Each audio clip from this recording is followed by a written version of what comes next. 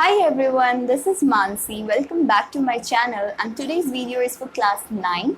And in last video we have talked about exercise 1.1 and 1.2, but one question was left in which I told you that irrational numbers can also be represented on number line.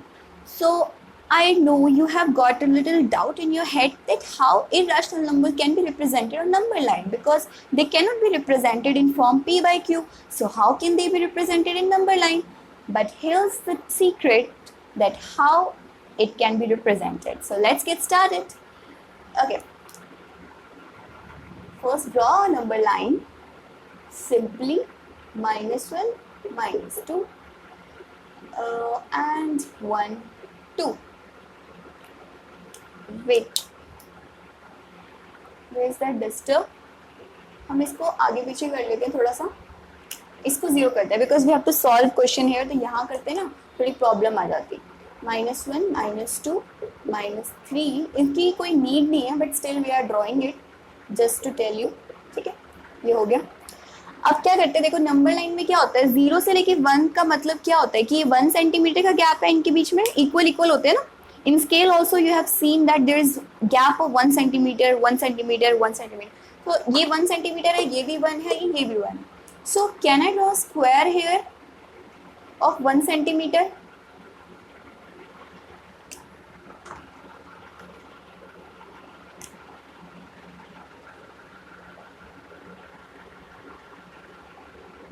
It's looking like a rectangle, but still it's okay. चलो 1 centimetre का करना है ना, तो ये हो गया 1 centimetre का.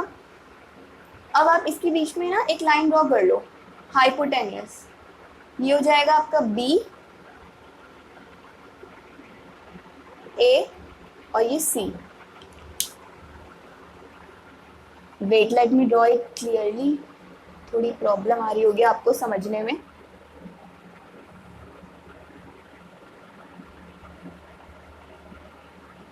अब ठीक है, 0 A B C, आप इसको O बोल लो. ठीक है, 0 और O A की बात है. 0 A B C. अब ये 1 है तो ये भी 1 है, और ये भी 1 है, और ये भी 1 है. ठीक है, लेकिन हमें इसका यूज नहीं है, तो मैं इसको डॉटेड लाइन कर देती हूँ. अब ये एक ट्राइंगल बन गया, 0 A B या O A B. ये एक ट्राइंगल हो गया है ना, ट्राइंगल O A B. इसमें बेस क्या है, ओ ए है, परपेंडिकुलर क्या है, ए बी है. तो हमें निकालना क्या है, ओ बी. ओ बी क्यों निकालना है वो अभी हम आगे देखते हैं. ओ बी क्या है अपना, हाइपो है, ये हाइपोटेनियस. हाइपोटेनियस कैसे निकालते हैं, किसी भी ट्राइंगल में कोई भी एक पार्ट निकालना हो, हाइपोटेनियस, परपेंडिकुलर या बेस निकालना हो. So what's the formula for that? Formula is Pythagoras theorem. And what does the theorem says? Theorem says hypot square, hypotenuse का square is equal to perpendicular का स्क्वायर प्लस बेस का square. तो hypotenuse तो 0 B है यानी O B है, perpendicular अपना 1 है, 1 का स्क्वायर, बेस अपना ओ है, ओ ए है यानी कि 1 का स्क्वायर. अब ये जो स्क्वायर है O B square, when it will go to the right hand side it will become root. Under root 1 का स्क्वायर तो 1 ही होता है, 1 का भी 1 होता है. इसका 1 1 2 यानी कि ओ बी क्या आ गया आपका, √2. ओ बी √2 आया है. अब देखो क्या करना है. अब इस क्वेश्चन में there is need of compass. तो आपके पास कंपास होना चाहिए अभी हाथ में. क्या करोगे, कंपास की निब को, नीडल को यहाँ रखना है, and you have to open the compass up to here. उसका जो रेडियस है वो कहाँ तक मेजर करना है, अप टू ओ बी, यानी ओ पे रखो और बी तक मेजर करो.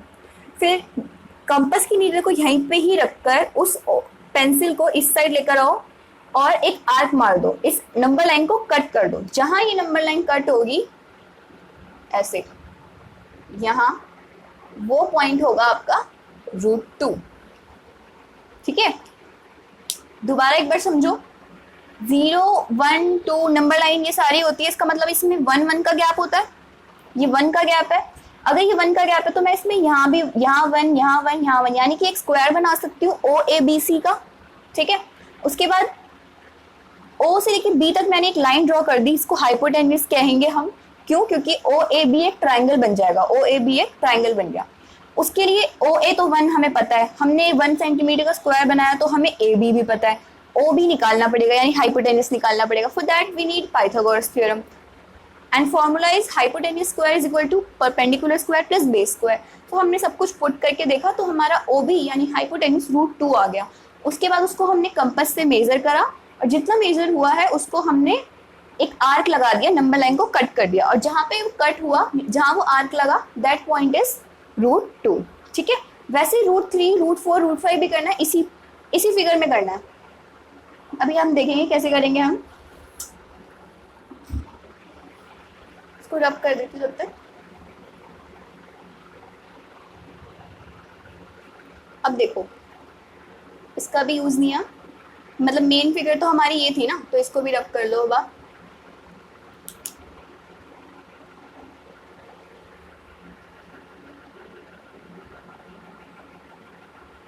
ये 1 है तो हम ना एक बी डी ले रहे हैं 1 सेंटीमीटर का।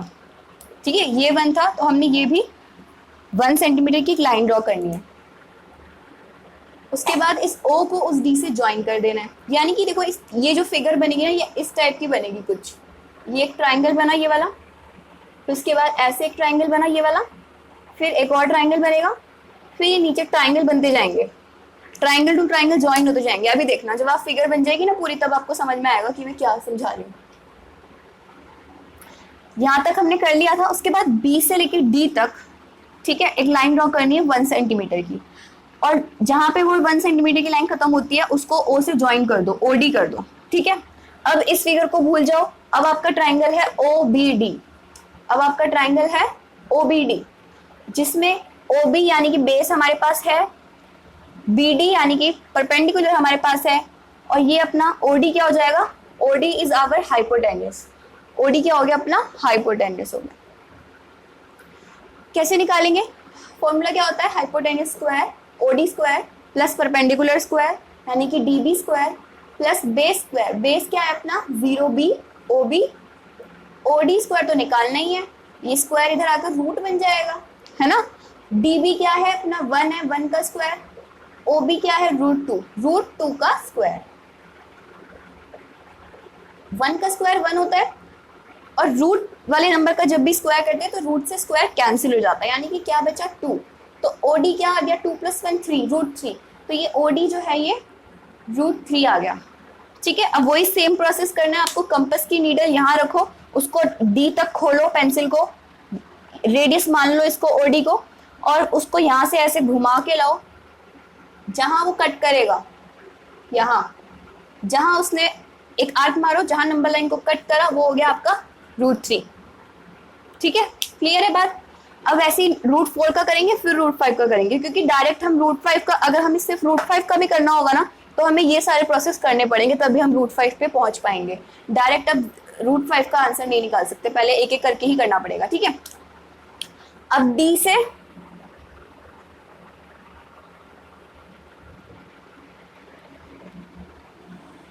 इधर से एक ऐसे 1 1 की बनती जा रही है ना लाइन, 1 1 1। अब एक और 1 सेंटीमीटर की ड्रॉ कर दो, इसको E मान लेते हैं, और O से E को ज्वाइन कर लो, जैसे हमने यहाँ पे किया था सेम प्रोसेस करना है। ठीक है, ज्वाइन कर लिया। अब ये एक ट्राइंगल बन गया, ट्राइंगल ODE। उसमें हमारा बेस क्या है? OD है बेस, परपेंडिकुलर ED है। ये सारे ना 90 डिग्री के बनते जा रहे हैं ऐसे। ठीक है, और हाइपोटेन्यूज हमारा EO यानी OE बोल सकते हो आप। तो OE का स्क्वायर यानी हाइपो का स्क्वायर प्लस परपेंडिकुलर मतलब ED का स्क्वायर, बेस मतलब OD का स्क्वायर। OE का स्क्वायर को OE रहने दो, और ये जो स्क्वायर इधर आकर रूट बन जाएगा। ED 1 का स्क्वायर है, और OD हमने लास्ट पार्ट में निकाला √3 का स्क्वायर।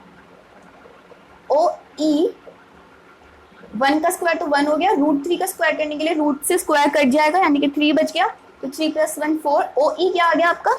√4, यानी OE की वैल्यू भी हमें पता चल गई √4। देखो पहले √2 निकला, √3, √4 निकल गया।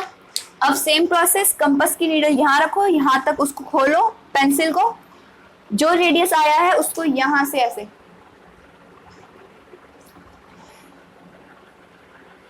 यहाँ से सीधा, अभी मेरे पास कंपास नहीं है तो उससे सही से नहीं होगा, आप अपने कंपास से करोगे ना आपका डायरेक्ट हो जाएगा। फिर ऐसे लेके आओ, ये रूट 2 से आगे आ गया, रूट 2 से आगे नहीं आएगा, ये रूट 2 पे ही आएगा। क्यों बताओ? रूट नहीं, सॉरी, सिर्फ 2 पे। ऐसे अभी कंपास नहीं है ना, इसलिए सही से नहीं हो रहा है। तो जहां पे कट करा इसने, ये हो गया आपका रूट 4। अभी हमने क्या कर लिया, एक मिनट, रूट 2 कर लिया, ये वाला पॉइंट, ये रहा रूट 3, ये रहा रूट 4। ठीक है, ये आपका 1 था, ये 2 है। अच्छा, ये रूट 4 जो है ये 2 पे क्यों डायरेक्ट होना चाहिए? क्योंकि रूट 4 किसका होता है? 2 का होता है ना, 2 का स्क्वायर 4 और 4 का रूट 2। तो रूट 4 को हमने रिप्रेजेंट करा यहाँ पे, तो यहाँ से ऐसे 2 पे आएगा रूट 4। ठीक है, अब रूट 5 सेम प्रोसेस, एक 1 सेंटीमीटर की खींच लो। अब सीधा यहाँ पे ये पूरी खत्म होगी, हाँ ऐसे बनेगी। ठीक है, अब जो, क्योंकि ये सीधा प्रॉपर मेजरमेंट से नहीं है 1 का, इसलिए थोड़ा आपको बड़ा लग रहा होगा, लेकिन जब आप उससे करोगे अपने स्केल से तो ये बराबर आएगा। ठीक है, और लास्ट में ये 1 सेंटीमीटर जो बचेगा वो नंबर लाइन पे टच कर जाएगा। ठीक है, उसके बाद आपका ये हो गया। ठीक है, ये 1 सेंटीमीटर की बन जाएगी, ये रूट 4 की बन जाएगी। नहीं, निकालना पड़ेगा, नहीं टच नहीं करेगा वो उस पर, क्योंकि अगर टच कर जाएगा तो ये वैल्यू तो आपकी फिर रूट 5 आनी चाहिए, जैसे सारी रूट, ये रूट 2, रूट 3, रूट 4, तो ये रूट 5 आनी चाहिए, बट वो आएगी नहीं। ठीक है, तो टच नहीं करेगा, क्योंकि अभी मेरे पास स्केल नहीं है, तो इससे थोड़ी सी वो हो रही है, टच नहीं करेगा ये। यहाँ पे मान लो, जैसे ये 1 1 के मानते गए, अब आप इसको भी 1 मान लो और ये f हो जाएगा। ठीक है, ई एफ मतलब 1 हो गया। अब कौन सा ट्राइंगल बना है? अब कौन सा ट्राइंगल बना है? ओ ई एफ। अब बना है ट्राइंगल ओ ई एफ, जिसमें कि ओ ई आपका बेस हो गया, ओ एफ अब हमें ना इस साइड से देखना है, ओ एफ हमारा हाइपोटेन्यूस हो गया, और ये एफ ई यानी ई एफ परपेंडिकुलर। तो ओ एफ कैसे निकालोगे? ये ओ एफ का स्क्वायर, ये आपका परपेंडिकुलर यानी एफ ई का स्क्वायर, प्लस बेस यानी ओ ई का स्क्वायर। ओ एफ का स्क्वायर निकालना है, ये स्क्वायर इधर आकर रूट बन जाएगा। एफ ई क्या है? एफ ई 1 है, 1 का स्क्वायर, और ओ ई क्या है? रूट 4 यानी रूट 4 का स्क्वायर। 1 का स्क्वायर हो गया 1, रूट 4 का करोगे तो ये रूट से स्क्वायर कट गया, 4 बचा, 4 + 1 5। ओ एफ क्या आ गया? ओ एफ रूट 5 आ गया। ठीक है, बस हो गया। अच्छा, रूट 5 आ गया। अब यहाँ से यहाँ पे कंपास रखो, वही सेम प्रोसेस, यहाँ तक पेंसिल खोलो, फिर ये ऐसे कट कट यहाँ से लेके आओ ऐसे इधर, तो जहाँ पे वो कट करेगा वो पॉइंट हो गया आपका रूट 5। ठीक है, तो अब तक क्या समझा? इस ट्राइंगल से शुरू हुए थे हम, रूट 2, फिर इस ट्राइंगल का आया रूट 3, इस वाले का आया रूट 4, और लास्ट वाले ट्राइंगल का आया रूट 5। तो अगर रूट 5 डायरेक्ट भी क्वेश्चन में दे देता है, रूट 6 या 7, वैसे इतने बड़े तो आएंगे नहीं, 7 8, क्योंकि इतने आ गए तो करते करते बहुत टाइम लग जाएगा। ज़्यादा से ज़्यादा 5 तक आ सकता है, लेकिन वो भी करने के लिए आपको 1 से ही स्टार्ट करना पड़ेगा, डायरेक्ट आप यहाँ पे 5 तक नहीं कर पाओगे। ठीक है, तो आई होप आप सबको ईजी वे में अच्छे से समझ आ गया होगा, या फिर अगर आपको कोई डाउट होगा तो आप कमेंट सेक्शन में ज़रूर पूछना। नेक्स्ट वीडियो में आपको फिर से एक्सप्लेन करने की कोशिश करूँगी। आज की वीडियो में बस इतना ही, मिलती हूँ आपसे अगली वीडियो में। टिल देन प्रैक्टिस करते रहिए, घर पे रहिए, सेफ रहिए, टेक केयर, बाय बाय।